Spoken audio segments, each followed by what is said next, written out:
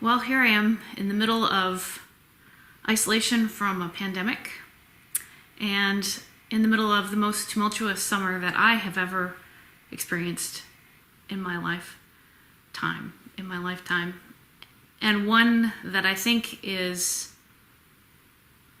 going to be some of the hardest thinking and feeling and changing and adapting that we really need to do as a nation and as humans. And one of the things I think that you are going to see in many of your professors, I hope in all of them, as we go forward, both with pandemic and with the issues of equity and justice and equality.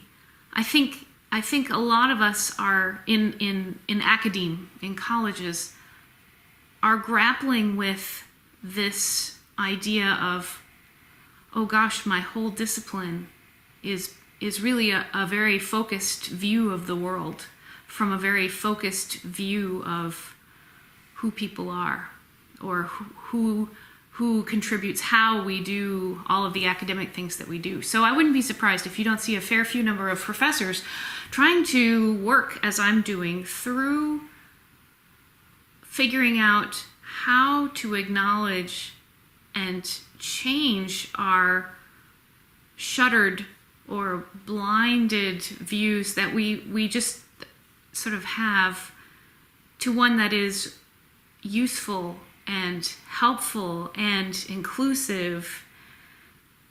I mean, we're all going to say, but I love what I study. I mean, music is my life, and I happen to be a classical musician, so the music that I perform and enjoy is very Eurocentric. So it's going to be hard. We have to sit with this for a while. And you say, well, but maybe you don't have to give those things up, and I certainly don't want to give up classical music. And I'm not saying we have to give things up, but I think we have to learn to think about how we think about things. So, with that rather long and rambly and not very well articulated prelude, because, we're still in the middle of this and there's a lot of unpacking here. So, what I'm thinking for this unit, you've had the opportunity to look at the Hero Quest, and you've had the opportunity to look at folktale and the idea of the Hero Quest in the oral tradition and stories that are passed down by oral means. And I want to take this opportunity to, as I was going to revise this course over the summer anyway, I was thinking what would be really kind of a cool activity that might be really useful for us. And that is to take the folk idea and go deeper with it. Here's where I'm thinking. One way to look at the world, a very academic sort of university way, and this is a very Eurocentric university way, is that you take something that you want to know more about and you pick it to pieces and you analyze it to death. This happens in music study as well. If you want to learn how to play an instrument, especially in the classical tradition, say you're going to play violin or saxophone or clarinet or piano, the sort of European way, the Western, if we'll use that instead of just European, because it's certainly North American as well, the way we learn to play an instrument is that I go to my teacher, who gives me little exercises that break down all the skills of how I perform the instrument, and they make me rehearse those little teeny skills, and then we put it all together, and if I've done it right, I now have all the technique, and now it's up to me to sort of figure out how to add the heart and soul. That is one way to learn an instrument.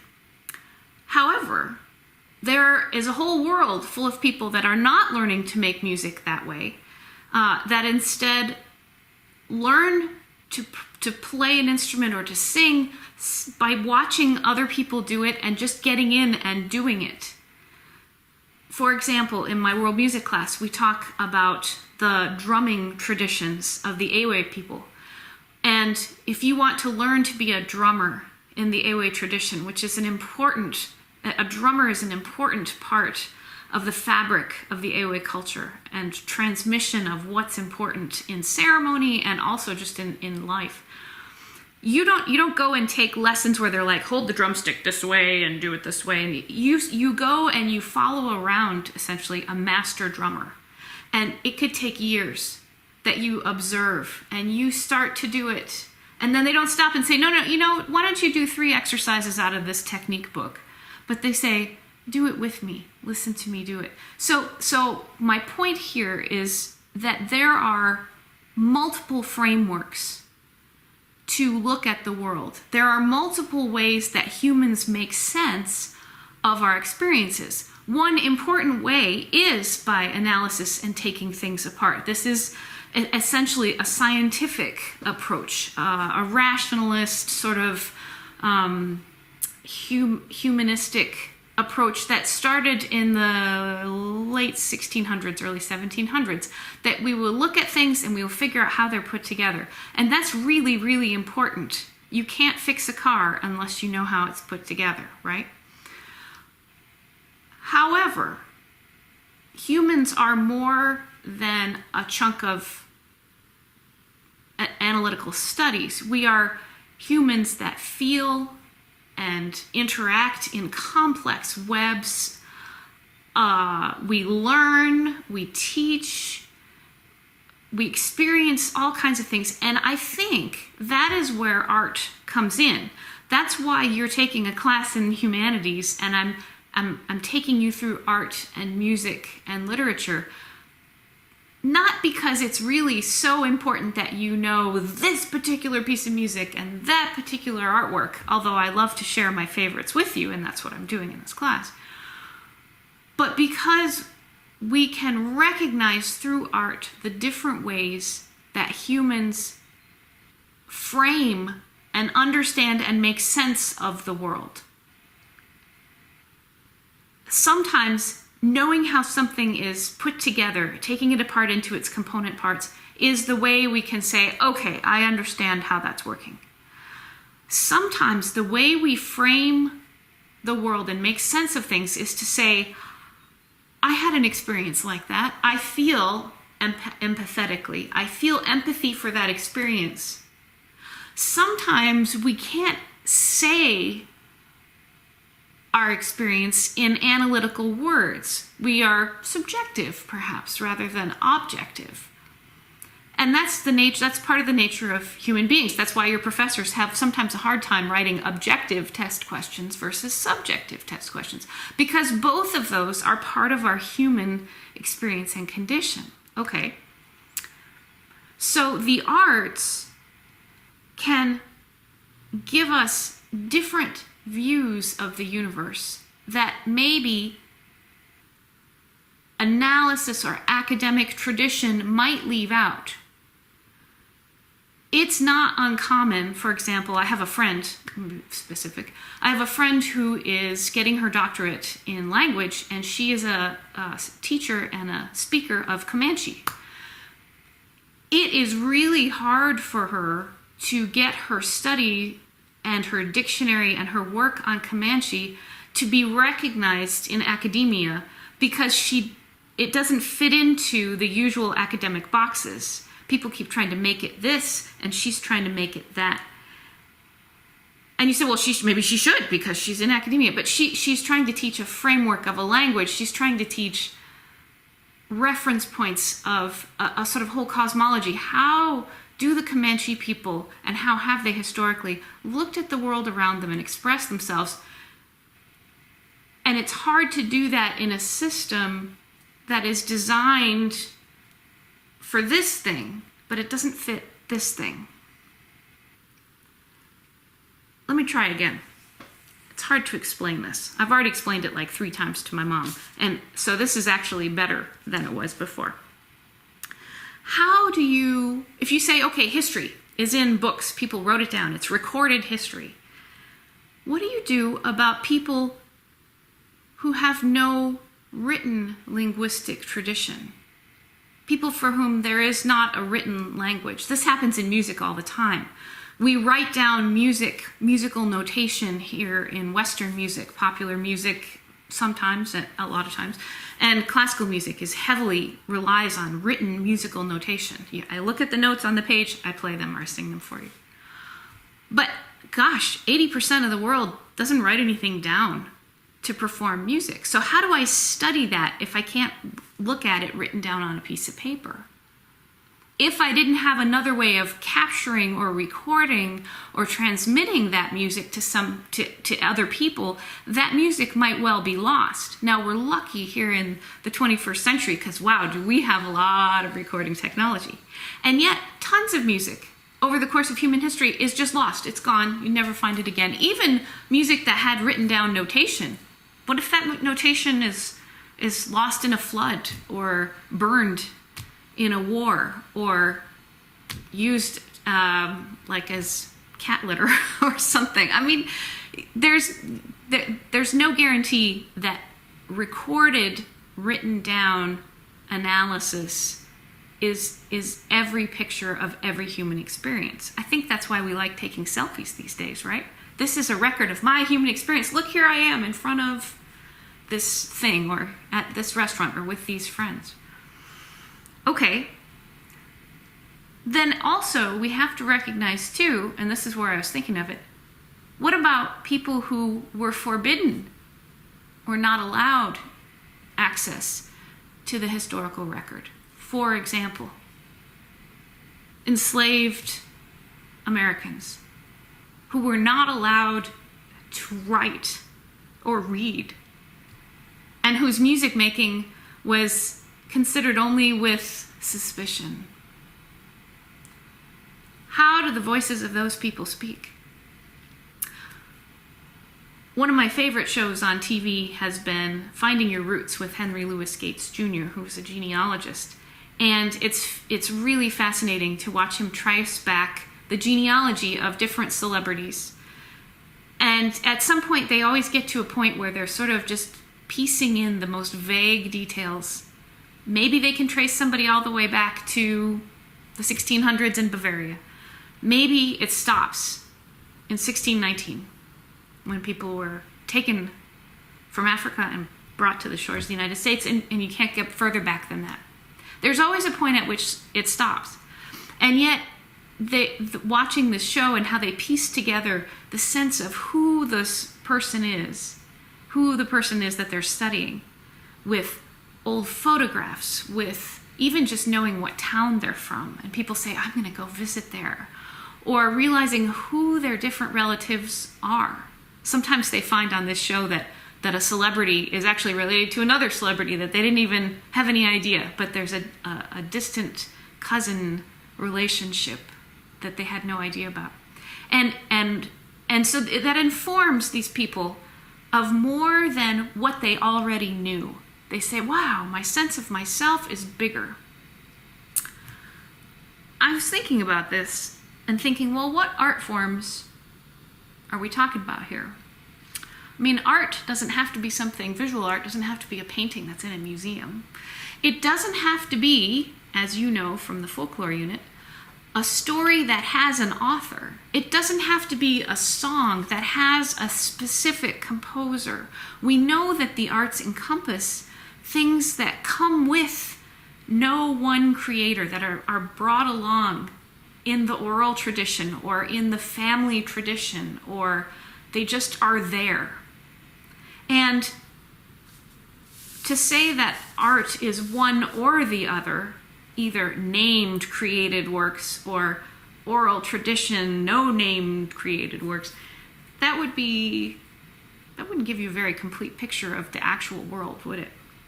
So I was thinking about what examples do we have in the arts that tell us who we are, or give us a sense of, yeah, this is me. I was thinking about quilts, like quilts that people would sew back in the day. I happen to have one that my grandmother sewed. Now, I have to say, she was not a huge quilter, and I'm looking at this thinking, oh my gosh, I really need to wash this since I last looked at it. But she bought this as a kit, and it comes with each little colored piece of fabric is separate, and you stitch it onto this white background. That's called applique. And I don't know if you can see that she also then, she was really good at this part. This is embroidery, where you take colored thread or yarn or silk, we call it, and you stitch in different patterns, and you get little dots, and you get little cable-shaped lines, and there's a different stitch over here. So she appliqued on, I think by hand, all of these little pieces. Could be wrong, maybe she did it with a machine, I'm not sure. And then she, by hand, stitched all these little things. Now there's a second quilt, just like this one. This is for a twin bed, so it came in a set of 2. And all my adult life, I've worked on adding to that quilt, one little piece at a time, and I'm not very good at it. But she did teach me how to embroider, and so I'd really like to kind of finish it, but I'm not sure I'm ever going to actually finish it. So I've used this quilt in my own house because it's something my grandmother made, something she did. This reminds me of her and her sitting there and embroidering with me when I was a little girl. We went on these long trips in the summer, and I remember in the car, in the back seat, she'd sit there and teach me how to embroider, and that was a really good way to pass the time. So that's one quilt. It tells me about my grandmother. It also is really a piece of art in its own way, isn't it? I mean, it has form, it has line, it has color, it has shape, texture. Certainly there's different textures here. It's not just soft, but these different textures. So it has the elements of art in it, and to somebody else they'd look at it and say, oh, it's kind of an old-fashioned, not very clean quilt. I'm not sure I'm going to save this. But for me, in my personal museum of my life, this is an important one. Now I also have another one here. And this one's not even, this isn't even handmade, really. I mean, this is like a artificial fabric. It's polyester or whatever, and it's printed like an old quilt. It's just stitched up. Now, my other grandmother made this. My Grammy made this for me when I was a baby. This is my baby quilt, and I still have it. And in fact, when I'm not feeling very well, this is the quilt I get out and sit and watch cartoons on TV because it makes me feel better. And it's really worn, like you can tell at the edges. This is where I used to like hang on to it and sort of suck my thumb, and it's faded, and it's got little pillies on it because it's so worn. So it's not totally handmade. I mean, she bought the fabric in this pattern and just added the filling and stitched it up. But it's still really valuable to me in my museum of who I am, because it reminds me of my other grandmother, who also liked to sew, but in a more practical, sort of less decorative way. And it reminds me even more of being a little kid and sitting and watching cartoons, or I can see it in family photographs and say, oh yeah, that's the quilt I had when I was little. It brings back a whole lot more than I can actually articulate with my voice, with my words. So quilts, over the years, we buy them now, just Bed Bath & Beyond or whatever, we just buy them. But people made quilts, and there are many patterns. You take different pieces of fabric and you stitch them together into squares, and then you join the squares together, kind of like Lego, and you make a whole quilt. And each different block or square might have a particular pattern. If you're a quilt maker, maybe you put the cloth pieces on there in a pattern of blocks that you would call like a log cabin pattern, or a birds in the air pattern, or a dove in the window pattern. These are all different quilt techniques. So there's a way to analyze quilts. It stands up to sort of the historical college, university analysis process in a lot of ways. You can tell when a quilt was maybe kind of made, or when it was put together, when the fabric was made anyway, certainly. I'm going to come back to that thought about quilts. So let that kind of float in the back of your mind, because there are so many different ways to make a quilt. I've shown you 2 ways, and I've told you a little bit about people piecing quilts together. I mean, you could crochet a quilt, you can embroider it, you can applique it, you can hand sew it, you can machine stitch it. You just say quilt, but there's a million different ways to do it. So again, let me turn back to where I started here. Why do we have stories? Art. songs? Why do we have them as humans? Why do we keep them? They don't tell us always how things are put together. They don't tell us necessarily how to fix the car. Sometimes stories tell us how to cook food, but they don't always tell us practical things, but we keep them around and keep them close to us. Well, part of it, I think, is to make sense of our world, to amplify our sense of how we individually and in other groups, like your family, your neighborhood, your race, your gender, your orientation, your learning level, how you and all of these different people that you are, how do we fit into the world around us? I think that's one of the main reasons why we have art in all its forms. Music, art, architecture, you name it. That's one of the reasons.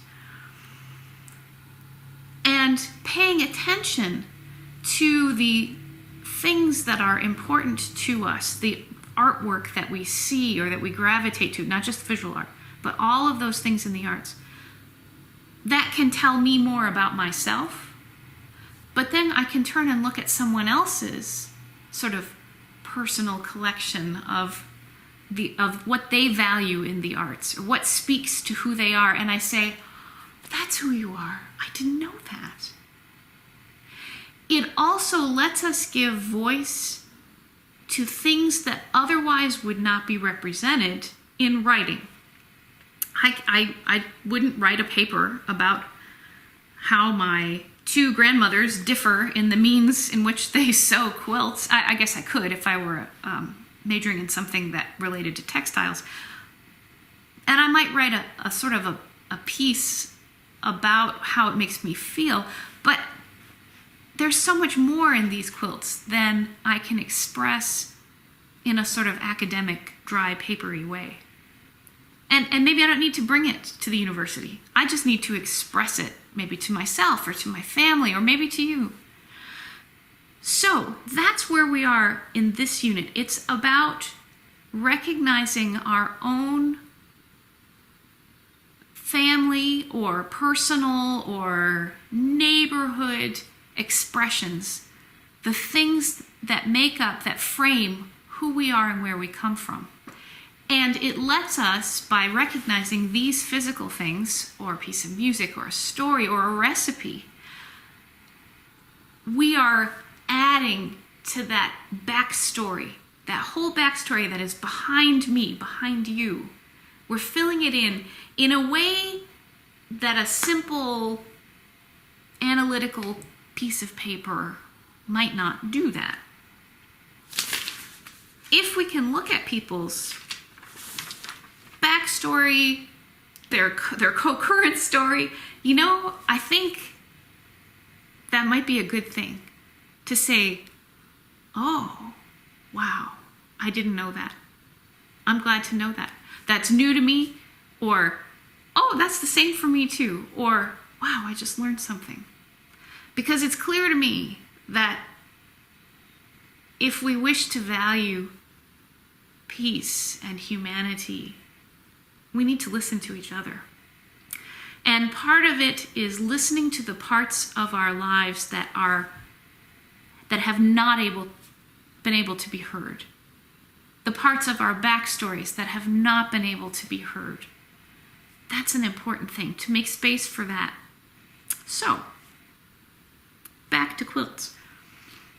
I did a workshop about 10 years ago, maybe more, with a writer and a visual artist, and I was the musician, and we did it for Muskogee County teachers as a continuing ed workshop.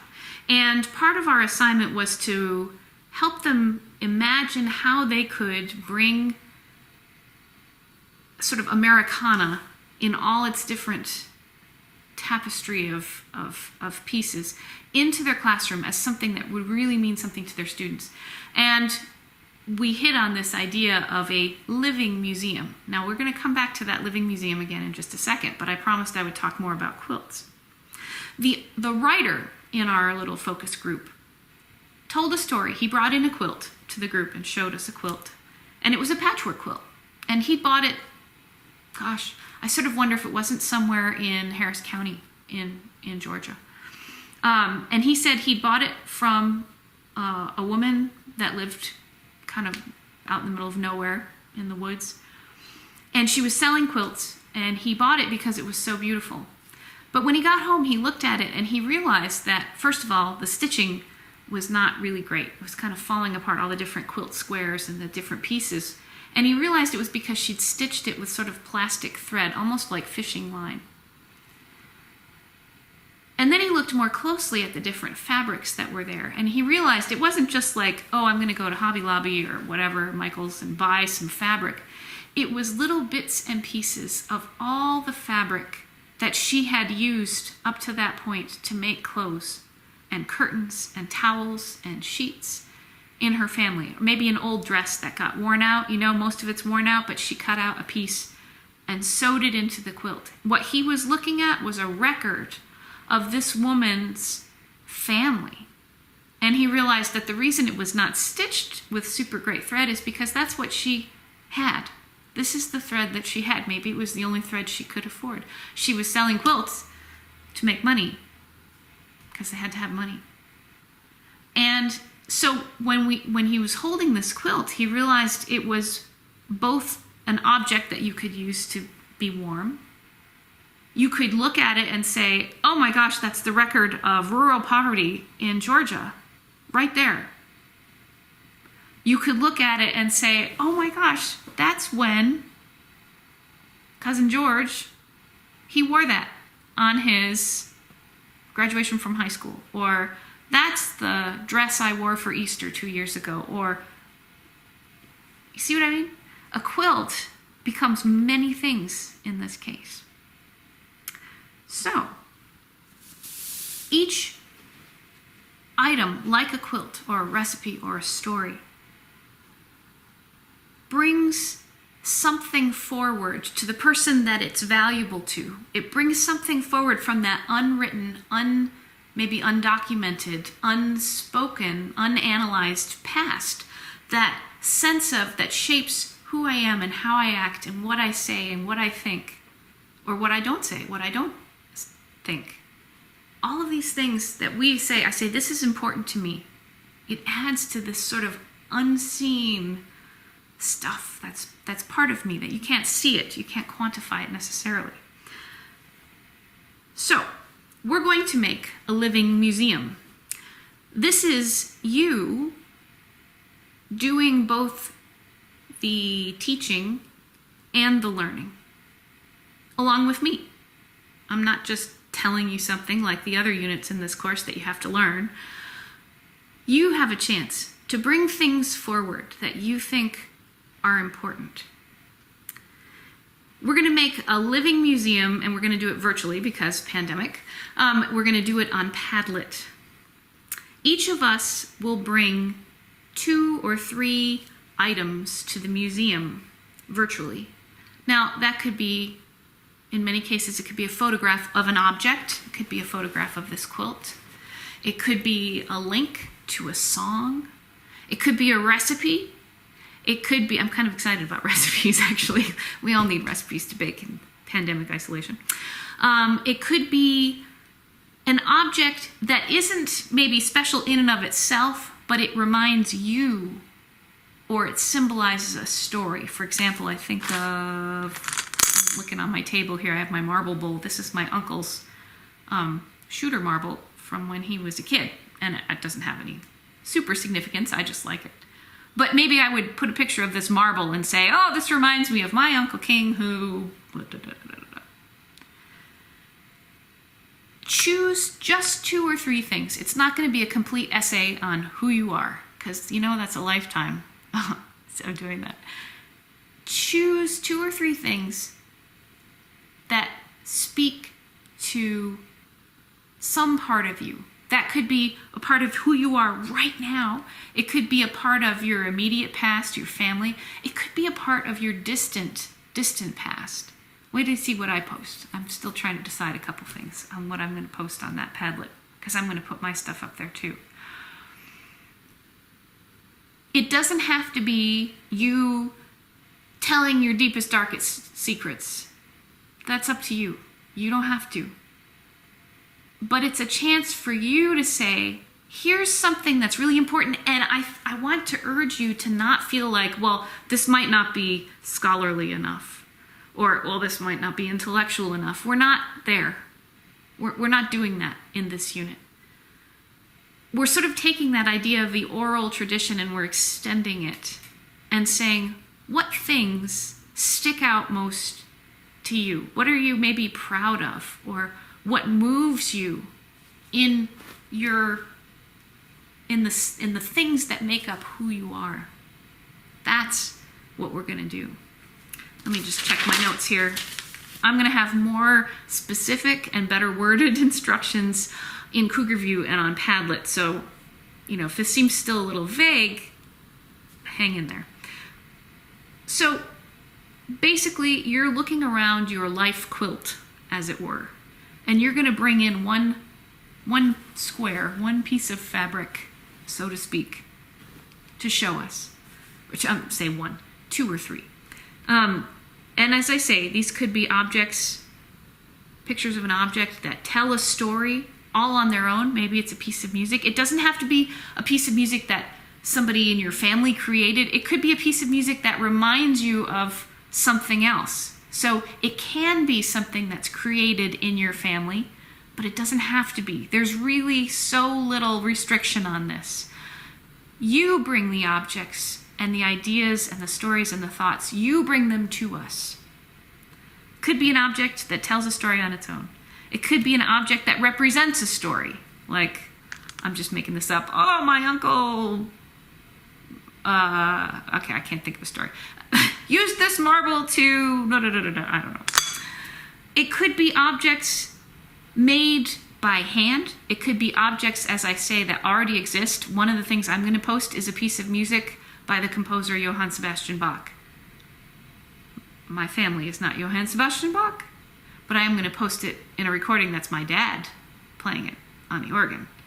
So it exists as a piece of music that you could study at the Schwab School of Music, but it also exists in a family context for me. It doesn't have to be your related family. If who you are is more defined by your friends or who you aren't, again, it is wide open here. We're going to post these 2 or 3 things in Padlet, in a specific Padlet, and it's going to be there as a sort of virtual museum for all of us in class to sort of stroll through virtually.